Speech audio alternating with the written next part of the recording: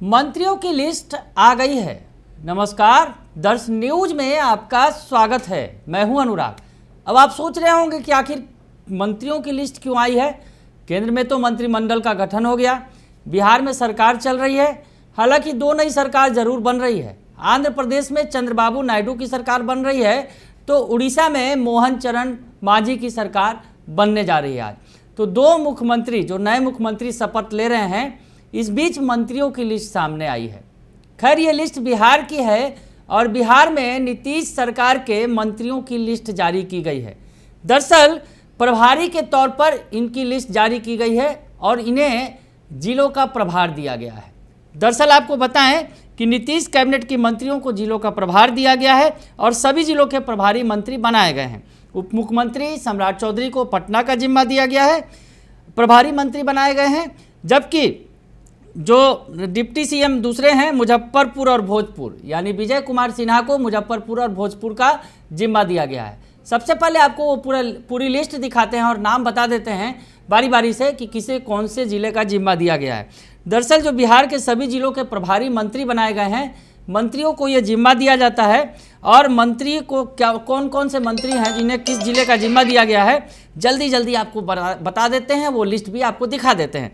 देखिए ये लिस्ट है। सम्राट चौधरी जो हैं बिहार के डिप्टी सीएम हैं, उन्हें पटना का जिम्मा दिया गया है, पटना का प्रभारी मंत्री बनाया गया है। विजय कुमार सिन्हा को मुजफ्फरपुर और भोजपुर का प्रभारी मंत्री बनाया गया है। विजय कुमार चौधरी को पूर्णिया और नालंदा जिले का प्रभार दिया गया है। और उसके अलावा विजेंद्र प्रसाद यादव को वैशाली जिले का प्रभारी मंत्री बनाया गया है। डॉक्टर प्रेम कुमार नवादा के प्रभारी मंत्री बनाए गए हैं और श्री श्रवण कुमार जो हैं उन्हें समस्तीपुर और मधेपुरा की जिम्मेवारी दी गई है, वहां के प्रभारी मंत्री बनाए गए हैं।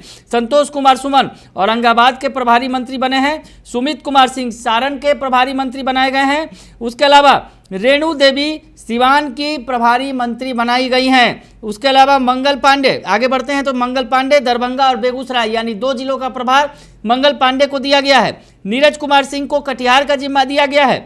अशोक चौधरी को सीतामढ़ी और जहानाबाद की जिम्मेवारी सौंपी गई है। आप लिस्ट देख रहे हैं अपने मोबाइल स्क्रीन पर, ये लिस्ट जारी किया गया है। ये सरकार के मंत्रियों की लिस्ट है जिसमें उन्हें सभी जिलों का जो है प्रभारी मंत्री बनाया गया है। तो किसे कहाँ का प्रभार दिया गया है ये हम आपको बता रहे हैं। लेसी सिंह को मधुबनी का जिम्मा दिया गया है।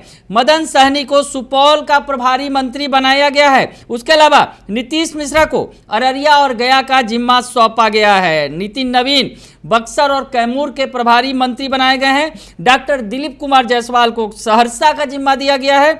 डॉक्टर श्री महेश्वर हजारी को खगड़िया का, श्रीमती शीला कुमारी जो हैं उन्हें शेखपुरा और लखीसराय का प्रभारी मंत्री बनाया गया है। सुनील कुमार को पूर्वी चंपारण का जिम्मा दिया गया है। जनक राम जो हैं उन्हें पश्चिमी चंपारण का जिम्मा सौंपा गया है। हरि सहनी अरवल के प्रभारी मंत्री बनाए गए हैं। इसके अलावा कृष्णनंदन पासवान को गोपालगंज का जिम्मा सौंपा गया है। जयंत राज रोहतास के प्रभारी मंत्री बने हैं। जमा खान को किशनगंज और शिवहर दो जिलों का जिम्मा सौंपा गया है। आगे बढ़ें, रत्नेश सदा को जमुई का प्रभारी मंत्री बनाया गया है। केदार प्रसाद गुप्ता मुंगेर के प्रभारी मंत्री बने हैं।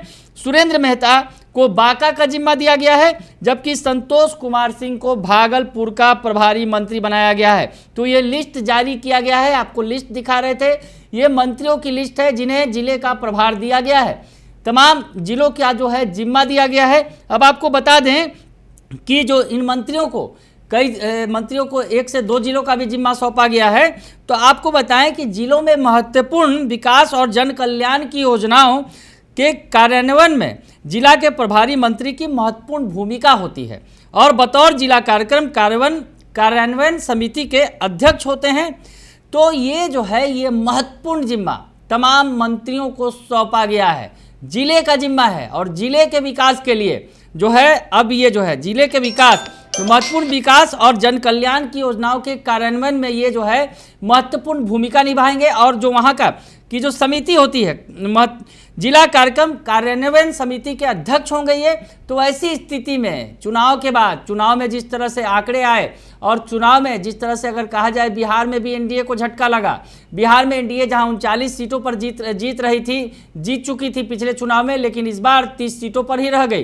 तो ऐसी स्थिति में अब जो है फिर से एक बार काम में तेजी लाई जा रही है। सरकार जिस तरह से एक्शन मोड में नजर आ रही है, क्योंकि 2025 का विधानसभा चुनाव भी है, ऐसे में ये काफी महत्वपूर्ण वक्त है और ऐसे में कई बड़े निर्णय लिए जाने हैं। खासकर रोजगार के मुद्दे पर सरकार जिस तरह से सामने आई है और जिस तरह से दिख रहा है कि रोजगार दिए जा रहे हैं। पंचायती राज विभाग में 15,000 पदों पर जो बहाली का ऐलान किया गया है, उसके अलावा और कई सारे विभागों को खंगाला जा रहा है कि कहां क्या नौकरियां हैं। ऐसे में नौकरी का मुद्दा सबसे स्पष्ट तौर पर सामने आया है और इस बीच अब जिलों के प्रभारी जो मंत्री बना दिए गए हैं, यानी जिलों का प्रभार उन्हें दे दिया गया है और जिलों में अब जो विकास का जिम्मा होगा इन मंत्रियों के हाथों में होगा। और जिस तरह से सरकार अब एक्शन मोड में है, तो वैसे में तमाम जिलों में क्या कुछ करना होगा, इस पर अब सरकार धड़ाधड़ निर्णय लेगी, काम आगे बढ़ेगा और 2025 के विधानसभा की जो है बिसात बिछनी शुरू हो गई है। बने रहिए दर्श न्यूज के साथ, तमाम खबरों से आपको अपडेट रखेंगे। फिलहाल के लिए इतना ही, धन्यवाद।